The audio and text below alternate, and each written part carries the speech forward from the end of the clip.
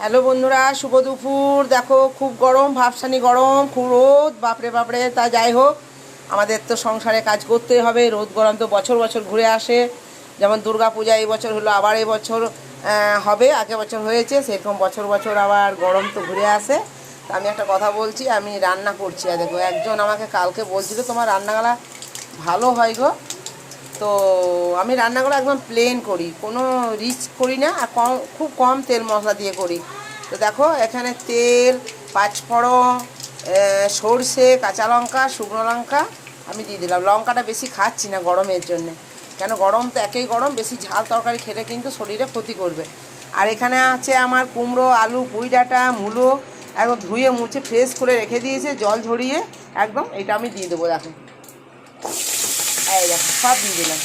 পুঁই শাক দিয়ে কুমড়ো তরকারি খেতে কিন্তু খুব ভালো লাগে। হ্যাঁ, কালকে আলোচনা হচ্ছিল আমার এই কাকিমা বৌদিরা যে রান্নাগুলো ভালো লাগে। আমি একদম ঘরোয়া রান্না করি, যেমন আমার মা করতো, আমার ঠাকুমারা করতো, জেঠিমারা করতো, সেইভাবে রান্না করে কিন্তু ভালো লাগে। হ্যাঁ, ওই ইড়িং বিড়িং রান্না করে দুধ, দই, নারকেল এই ওই দিয়ে ভাবো যে রান্না খুব ভালো হয়, হয় না। আমি অনেক জায়গায় অনেক বাড়িতে খেয়ে দেখেছি, মানে কি বলবো আর, মনে শান্তি পায় না। তো যাই হোক, আজও কারেন্ট যাচ্ছে, এই একদিকে কারেন্ট যাচ্ছে আর আসছে, গরমে রান্না করছি।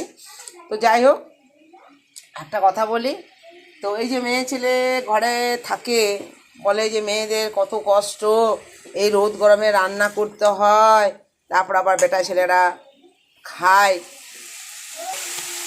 ওরা কি করে জানবে যে মেয়ে ছেলে এত কষ্ট রান্না করা? কিন্তু না, আমরা ঘরে বসে থাকি, কখনো ফ্যানের তলায় যাচ্ছি রান্না করতে করতে, দেখো ফ্যান রয়েছে, দুটো ফ্যান, কারেন্ট চলে গেল, ফ্যানের তলায় চলে যাচ্ছে, একবার করে রান্না করছে, একবার করে শরবত খাচ্ছে, একবার করে জল খাচ্ছি, মুখে জল নিচ্ছি। কিন্তু বেটা ছেলেগুলো, মানে আমারও ছেলেকেও বলছি, এই যে সকাল থেকে গিয়েছে, কাজে গিয়েছে, তো ফ্যানের তলায় বসবে, একবার করে জল খাবে, একবার করে গুড় জল, একবার করে চিনি জল, বাতাসা জল, ওইসব তো করা চলবে না, যেহেতু কাজে গিয়েছে। হ্যাঁ, তাহলে আবার ডিউটি করবে, কাজ করবে, তারপরে ঘরে আসবে রোদ গরমে, আবার হয়তো যাবে, যার যেমন ডিউটি সেই তেমন ডিউটি করবে। কিন্তু ছেলেদেরও বেশি কষ্ট এই রোদ গরমে আসা। হ্যাঁ, রাস্তা দিয়ে তো কত কষ্ট। আর আমাদের মেয়েদের, অনেকেই বলে মেয়েদের কত কষ্ট, ঘরে রান্না করছি রোদ গরমে, ছেলেরা কি করে বুঝবে যে কত কষ্ট। তা আমার মনে হয় ছেলেদের বেশি কষ্ট গো। আমরা হাতের গড়ায় সব জিনিস পাই, হয়তো কিছু কিছু মেয়েকে নিজেকে আনতে হয়, যাদের স্বামীরা কাজে যায়, কাজে ব্যস্ত থাকে, তারা আনতে যায়। যেমন আমি তো সংসারের সমস্ত জিনিস, কেনাকাটা, নুন থেকে চুন অবধি সমস্ত জিনিস আমাকে আনতে হয়, এনে দিই।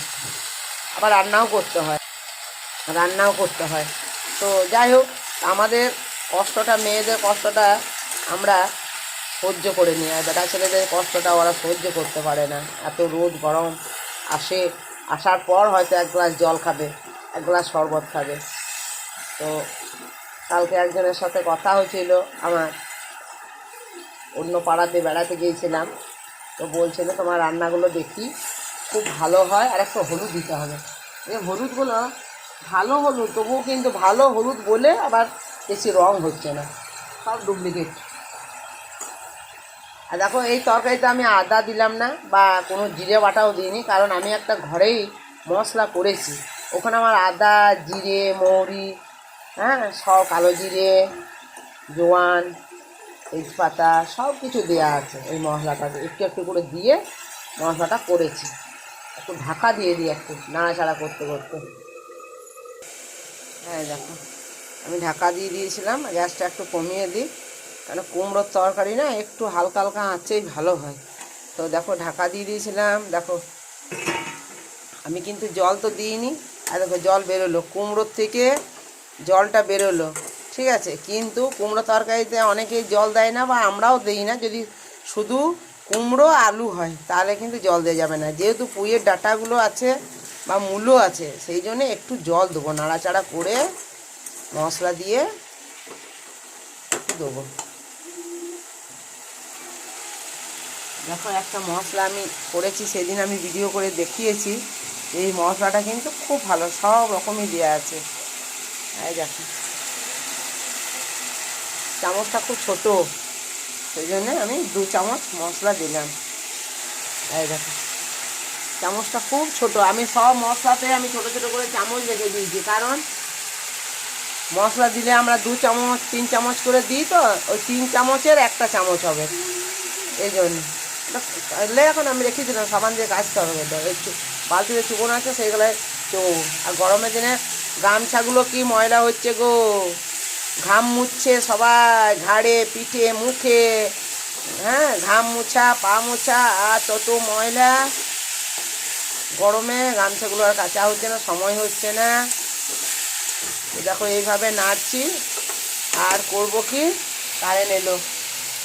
এই দেখো ফ্যানের তলায় আবার একটু বসবো, আবার একবার রান্না করব। কিন্তু ছেলেবেলায় কত কষ্ট বলো বেটা ছেলেদের, অনেকেই তো আর এসিতে চাকরি থাকে না, অনেকে ফ্যানের তলাতেও চাকরি থাকে না। দেখো মিষ্টি দিলাম, একটু বেশি করে মিষ্টি দিই আমরা, কারণ আমরা একটু সব কুমড়োতেও তো দিই, তারপরে এমনি তরকারিতেও একটু বেশি করে মিষ্টি খাই। একটু মিষ্টি মিষ্টি ঝাল ঝাল তরকারিটা হবে, একটু নাড়াচাড়া করে কিন্তু জল দেবো, কিন্তু এই তরকারিটা খেতে কিন্তু ভালো লাগবে। দেখো মশলাটা যে করেছি না, দেখো বাপরে আমার কাশি চলে আসছে, যা সুন্দর গন্ধ, ওই মশলাটা সর্দি হয়েছে তাও আমার নাকে ঢুকছে মশলার গন্ধটা। হ্যাঁ ঠিক আছে বন্ধুরা, তাহলে এই এত দূর পর্যন্ত আমি দেখাবো। এইটাতে আমি জল দিয়ে দেবো, ঠিক আছে, অল্প জল দিতে হবে, যেহেতু পুঁই ডাঁটাগুলো আছে সিদ্ধ হবে না, একটু দিতে হবে। আর কুমড়ো তরকারিতে আমি জল দিই না, কুমড়ো তরকারি এমনিতেই সিদ্ধ হয়ে যায়। আর আমার মা বলতো ডাবু আর খুন্তি ধুয়ে যে জলটা দিবি, সেই জলটাতে আরও তরকারি আহা হা হা খুব মিষ্টি হয়। কথাটা একদম সত্যি, হ্যাঁ কথাটা একদম সত্যি। ঠিক আছে বন্ধুরা, এত দূরই দেখাইলাম। এবারে এটা জলটা মরে গেলে একটু নেড়ে চেড়ে নামিয়ে দেবো, আর কিচ্ছু করবো না, সমস্ত দেওয়া হয়ে গেল সব কিছু, এমনকি মিষ্টিও দিয়ে দিলাম। এটা ঢাকা দিয়ে দিলাম, আমার রান্নাটা হোক, আমি এখানেই রাখলাম।